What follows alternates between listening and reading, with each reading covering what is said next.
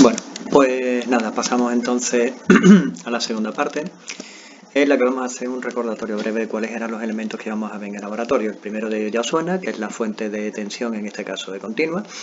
Básicamente lo que hace este dispositivo es coger la corriente alterna que viene del enchufe, la convierte en corriente continua y con los dos terminales estos, los dos mandos del grueso y el fino, pues conseguíamos la tensión que más o menos queríamos meter ahí. Recordemos también que el positivo cogíamos siempre el rojo, el negativo el negro.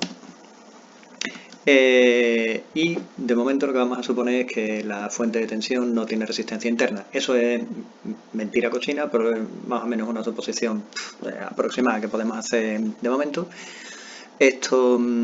Y de esta forma, si conectamos entre este rojo y este negro cualquier dispositivo, pues la tensión que está aplicando la fuente debería ser la misma que la tensión que tenemos entre estos dos puntos aquí. Digo debería.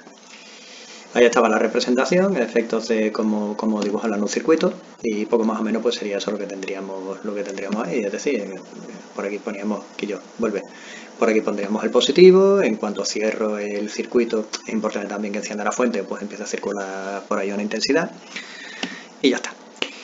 Después, la otra cosa con la que la gente se me lía un montón, las regletas, que es donde pondríamos los distintos dispositivos que vamos a estar utilizando. Vamos a recordar que todos estos puntos que veis aquí a lo largo de una hilera estaban todos conectados entre sí con una línea conductora que estaba en la parte de atrás. No sé si os acordáis de cuando lo viste en el laboratorio, una de ellas que estaba abierta. Eso lo que quiere decir es que todos esos puntos están conectados y por lo tanto van a estar al mismo potencial. Todos estos puntos que tenemos en la hilera que está justo al lado, pues también están conectados entre sí, pero no están conectados al lado de la hilera que está al lado. Eso recordémoslo. Por otro lado, en los extremos de la regleta lo que tenemos también son todos estos que están al lado de la banda roja están conectados entre sí, todos los que están en la banda azul están conectados entre sí, pero los de la banda azul y los de la banda roja no están conectados entre sí, ¿de acuerdo? Eso es bastante útil, sobre todo cuando el circuito ya se va complicando un poco y demás. Vale. Que sí, pesado, ya lo he dicho. Bueno, ahí tenemos una parte de una regleta. Entonces mucha gente en la primera práctica lo primero que ha hecho ha sido plantarme una resistencia entre estos dos puntos de una misma hilera que por tanto están conectados entre sí. Vamos a suponer ahora que yo estoy montando mi circuito y me las arreglo para traer corriente que entre por este punto que estoy señalando, pasa a través de la resistencia, sale por aquí y después continúa a lo largo del circuito como sea. ¿Qué pasa si los conectamos de esta forma? Si lo conectamos de esta forma, lo que tenemos es que nosotros lo que queremos es que la intensidad de corriente pase a través de la resistencia. Pero estos dos puntos están conectados por un conductor que pasa por debajo. La intensidad de corriente lo que va a ser, como veremos, como habéis visto ya con la ley de Kirchhoff, intentar coger el camino de menor resistencia. Si uno tiene una resistencia de 100 ohmios y el otro tiene una resistencia que prácticamente es cero, ¿eso qué quiere decir? Que va a pasar toda la corriente por la parte de debajo, por el conductor, y no va a pasar absolutamente nada por la resistencia. En definitiva, lo que estaríamos haciendo es meter un cortocircuito y no vamos a conseguir que el circuito haga lo que nosotros queremos que haga, ¿de acuerdo? Recordemos eso. Después, lo otro con lo que siempre nos liamos, los polímetros. Yo he puesto aquí el más complicado. Si os fijáis, aquí aparece aquello que os decía en el laboratorio el otro día, lo de voltímetro en paralelo. Bueno, pues eso era hasta el año pasado. Este año está como amperímetro, en serie, pero da igual. A mí lo que me interesa es recordar, perdón, qué mala pinta tiene esto. Lo que me interesa es simplemente recordaros las tres normas básicas que teníamos para ver cómo se colocaban los polímetros. Las tres cosas que teníamos en cuenta. La primera era cuáles de estas entradas de aquí teníamos que ocupar, que siempre iban, en el caso que nos ocupa, de 2 en 2. Pues bueno, una siempre es el COM, que para nosotros era el terminal negativo, la tierra. Y ya que está pintada de negro, la otra de roja, pues aquí se metía el cable negro. Y el otro depende de lo que queramos medir. Si lo que queramos medir son tensiones, resistencias o frecuencias, en este caso lo de las frecuencias lo olvidamos, pues lo meteríamos aquí. Si estamos midiendo intensidades pequeñas del orden de los miliamperios, que son los que vamos a estar trabajando nosotros, pues lo meteríamos aquí. Y si queremos ya intensidades de corriente que son suficientes como para electrocutar un caballo, entonces utilizaríamos el otro. Nosotros nos vamos a centrar en esto de aquí, ¿de acuerdo? Lo segundo que tenemos que tener en cuenta, el selector de rango de valor, en definitiva, la ruedecita. En el caso del voltímetro, que hay una foto un poco más adelante, era muy sencillo porque no había escala variable. En este caso sí que las hay. Nosotros íbamos a estar midiendo intensidades, pero es que la foto esta la tengo hecha ya de hace un tiempo. Si nosotros vamos a estar midiendo intensidad de corriente, pues eso quiere decir que tendríamos que poner la ruedecita, que si os fijáis tiene la muesca donde estoy señalando ahora con el ratón, pues lo tendríamos que poner en algunas de estas 3 escalas. ¿Y de las 3 escalas en cuál? Pues entonces lo que tenemos que recordar simplemente que el numerito que viene aquí lo que nos está indicando es cuál es el valor máximo de esa magnitud que puedo medir cuando la rueda la pongo en esa posición. Si nos fijamos, por ejemplo, tal y como está puesta ahora, yo la tensión máxima que podría medir es de 20 voltios. Pero si da la casualidad de que la tensión que realmente hay ahí es mayor de 20 voltios, el polímetro inmediatamente se me va a empezar a quejar. Y de hecho, para según qué tipo de medidas y en según qué tipo de circuitos, el fusible puede cascar y entonces dejárnoslo fuera de combate.